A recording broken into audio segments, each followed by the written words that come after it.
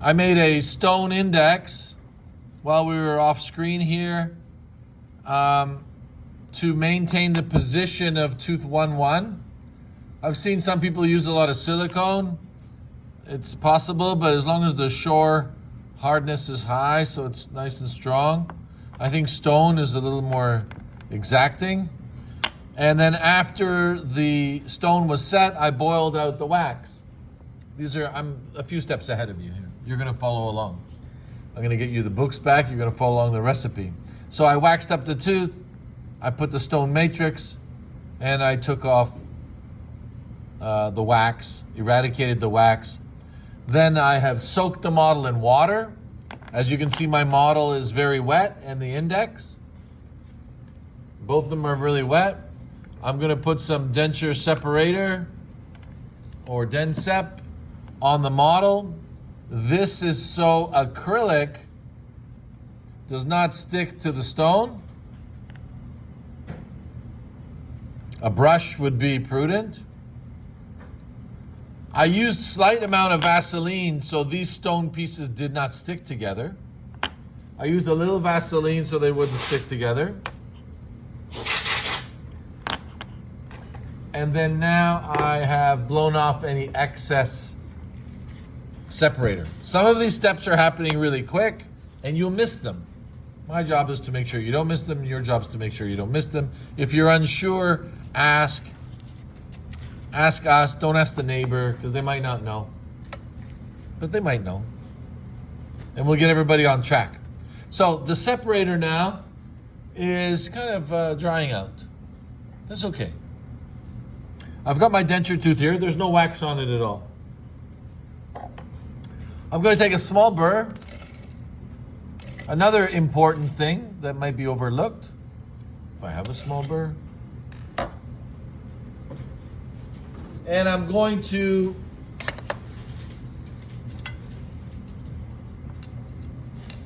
create some undercuts or grooves and increase the surface area. Increase the surface area of the denture tooth. You don't have to, but I think by increasing the surface area, you're increasing the bond strength, increasing the retention between the acrylic tooth and the acrylic. And they're also ensuring there's no wax on the intaglial surface of the denture tooth. So you can see the area of the intaglial surface of the denture tooth. And then I'm going to snap it back inside my index. If the tooth does not stay in the index, you could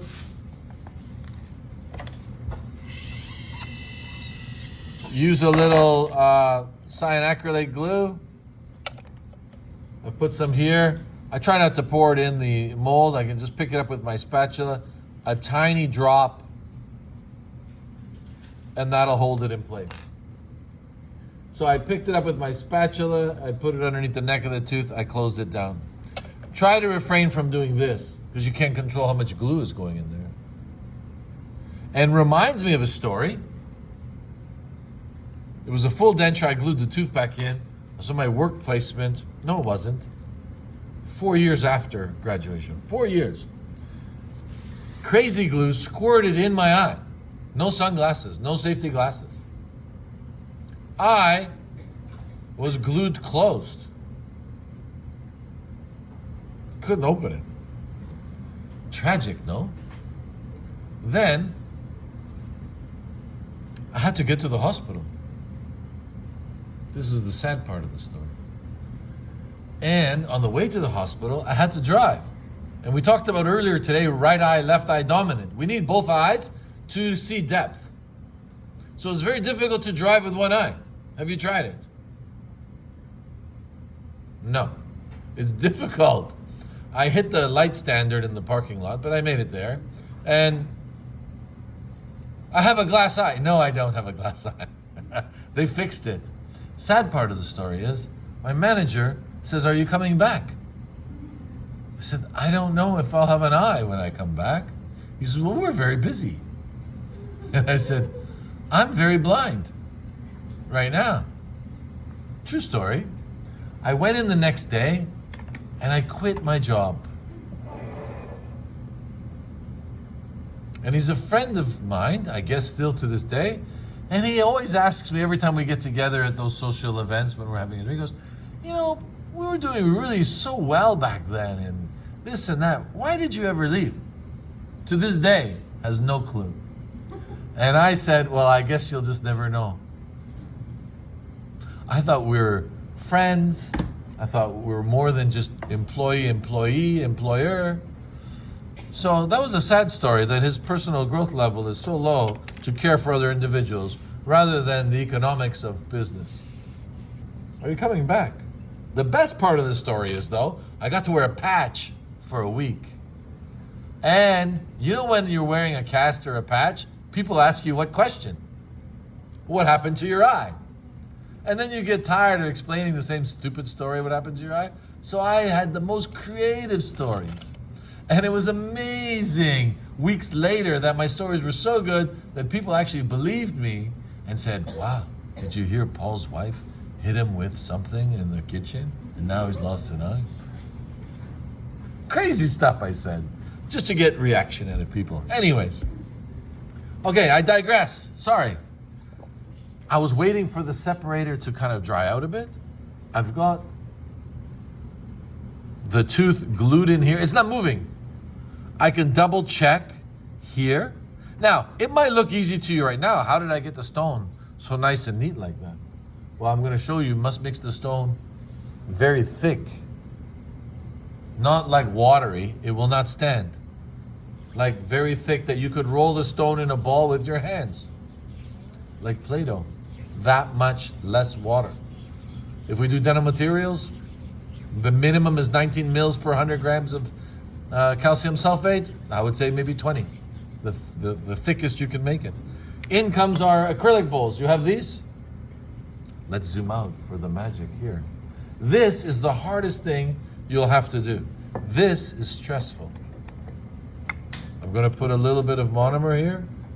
I would suggest you do this in there because it's going to smell.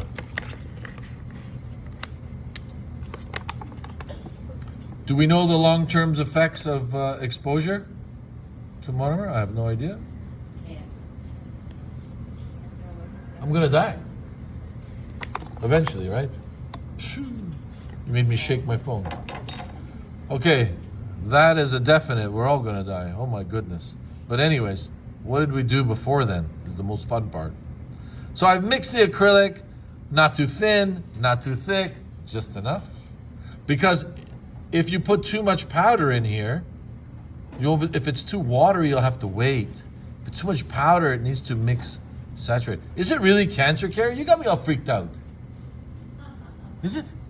No, I'm just saying everything causes cancer. Time to go on a cleanse to detoxify. Just make sure you're wearing gloves and I could never do this wearing gloves. I could never do this wearing a mask, although I must try. Carrie, thank you. I took a little bit of monomer, as you can see, a spatula in your little jars, a little bit of monomer on the denture tooth. Why not? To reduce the surface tension of acrylic to the intaglio surface of the denture tooth. There's some undercuts here, which we could have blocked out with wax, which we'll discuss on Project 2 after we learn from exposure therapy about undercuts. We'll be exposed to them.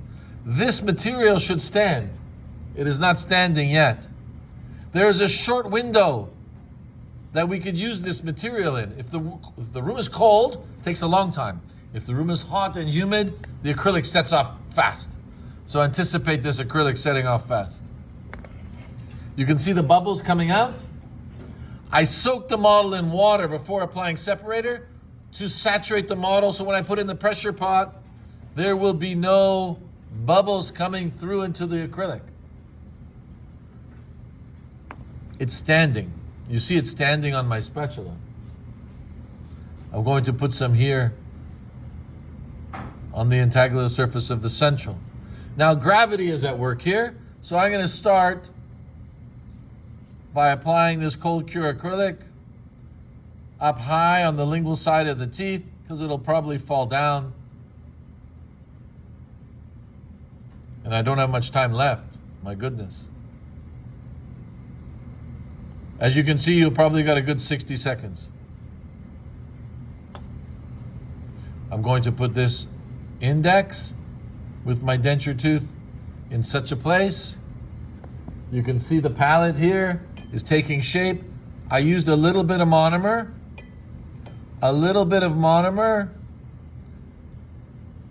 And my finger, I cheated, to shape the palate. If I make this acrylic too thick, it will shrink more. If I make it too thin, I'll be forced to add. If I wait too long, I will get air bubbles.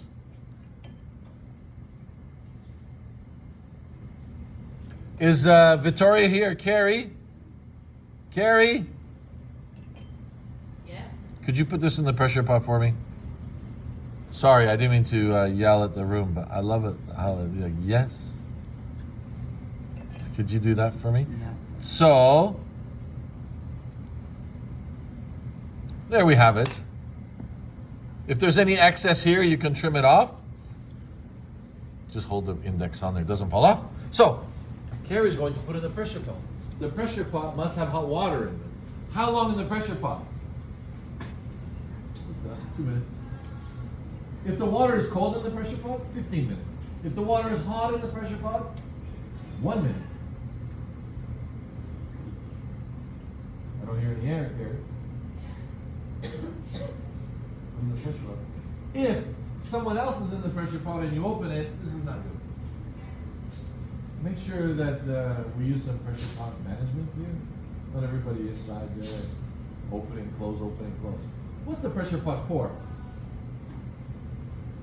The pressure pot. What's the pressure pot for? Accelerate the curing process. What? Accelerate the curing process. Yeah, it does accelerate it, but more importantly, it maintains the porosity of the self-curing resin. Because when there is a reaction, like right now, this resin is curing in the bowl, is it not? It's curing. Look at it. It's already rubbery, right? There's a reaction going on between the monomer and polymer. Chemical reaction, self-curing. When the self-curing happens, the self-curing is an exothermic reaction, gives off heat. More heat that is above the boiling temperature of monomer, which will boil the monomer in the air atmospheric conditions that we're living in. So therefore, we have bubbles, because it is boiling the monomers and it's evaporating, so we have a very porous denture if we cured it on the table, like this. The pressure pot changes the atmospheric temperature, which would change the boiling point of water higher, so this reaction can occur below the boiling point. Make sense? So it raises the atmospheric pressure to increase the boiling temperature, so this reaction occurs below the boiling point as not to create bubbles. So, long story short, what you just said. To control the porosity, accelerate the reaction, let the reaction occur below the boiling point of monomer. This is the pressure pot. It's just chemistry. Or physics. We're changing the atmospheric pressure, and when we change the atmospheric pressure, we're changing the boiling temperature of water and water. Yes, sir. 132.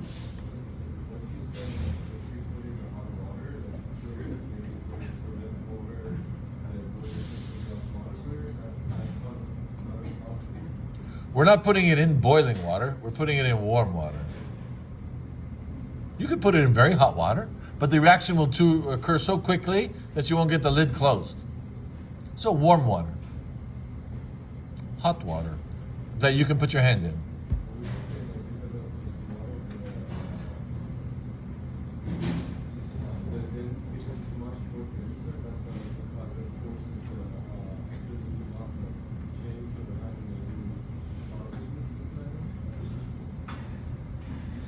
Yeah, the porosities occur if if the reaction occurs above the atmospheric pressure or the boiling point. And then this is making bubbles as it's evaporating through or boiling through with the reaction. So we need to control the porosity with the pressure pump. Now, that doesn't mean I'm successful. Carrie might have went to the bathroom before she put in the pot. I don't know. Maybe I was slow. As you can see, I didn't have much time here. Right? I had my monomer, who knows, has been sitting out here all summer long. I had this here, expires 2019. Who knows what's going on here? But I managed. I adapted to my environment. The dental technician must adapt to the environment. The wax, the acrylic, the handpiece, the burr, the air temperature, the lights. Right? We have to adapt to our environment. If we cannot adapt, then we'll be seriously hampered. We must adapt. And many times unsuccessfully. It's not an easy job. Carrie, are you still there?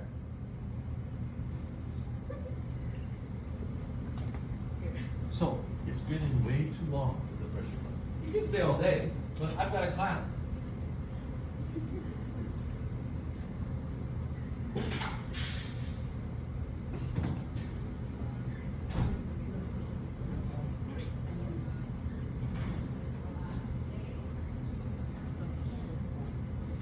Culture. Magic. Here we have it. First thing I'm going to do, make sure this didn't move. That means my tooth would not be in the same position. So I put just enough acrylic there as not to create a lot of flash. Take this off. There we have my central. Slightly a little more bulky around the gingival margin because of the bone loss. I didn't quite get it in all the way there. You can see the touch of glue that I had is coming off. Don't start putting pounds of glue. You saw it was a drop I put on, just so it doesn't move out of the index. Now, I got a little bit of flash. You can see, I can peel it off. This major connector of acrylic should finish above the height of contour of the teeth. Meaning, if this is the lingual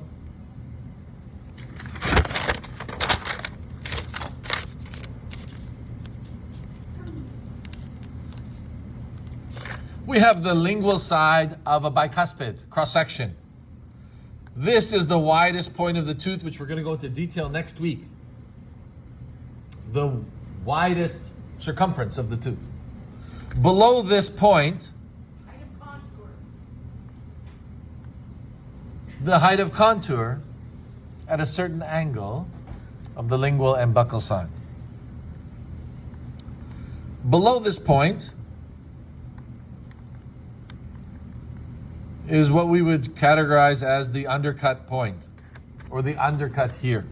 If acrylic engages this undercut, difficult for the partial denture to go in, difficult for the denture to come out.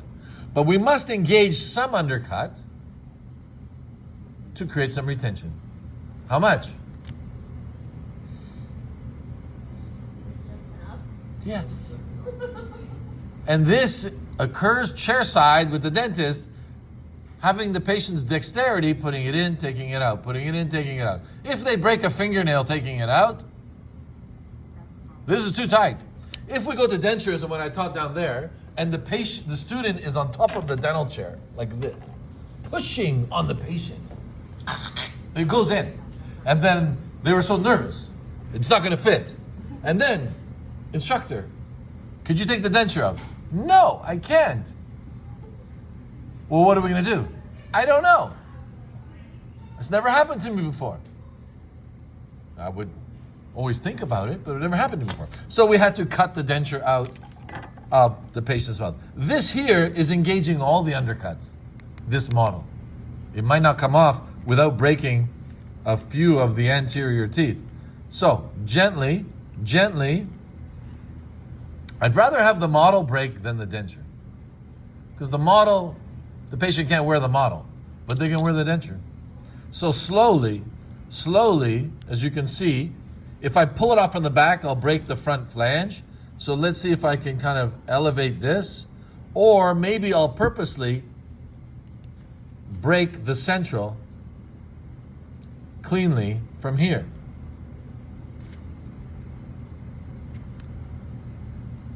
I've cleanly broken the central off the model to alleviate this to come off. And if you have to remake it, then you definitely need a new model.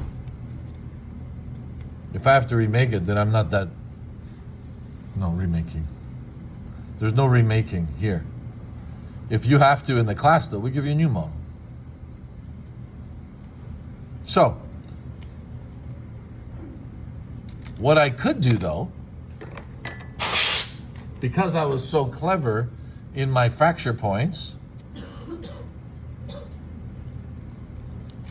I got a little bit of glue here on the page.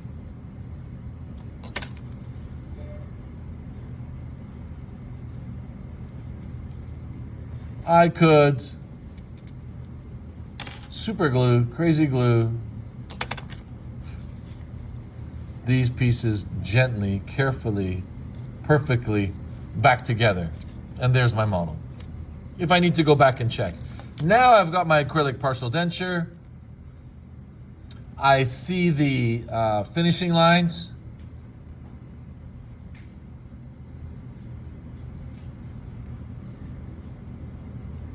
I'm going to trim here. I'm going to trim the denture above the height of contour. It'll finish above the equator of the tooth. The acrylic will finish up here and may be reduced underneath. The denture will finish above the height of contour. If I show you here, above, not into the occlusion, above the cingulum, unless the cingulum's in the occlusion, which I did not give you an opposing dentition, above the cingulum, above the height of contour. And if I need to reduce here the undercut, the free gingival margin, I will. For sure, we're going to reduce these free gingival margins here because those are going to exacerbate the tissue terribly. And we will relieve these with a burr. How much? Experience. We'll take some off. If the patient is in a lot of discomfort, we take more. If the partial denture falls out of their mouth, maybe we need to redo it. I stop at this point. I let you embark on this procedure. I will get you your evaluation guides back to follow the recipe. Come after lunchtime, I will trim my denture. Step 2. It won't take me long, but I'm going to let you work now. No sense me going ahead. We got lots of time. You can see your watch is 10 something. Lots of time. So let's continue to work for the rest of the morning and keep in procedure.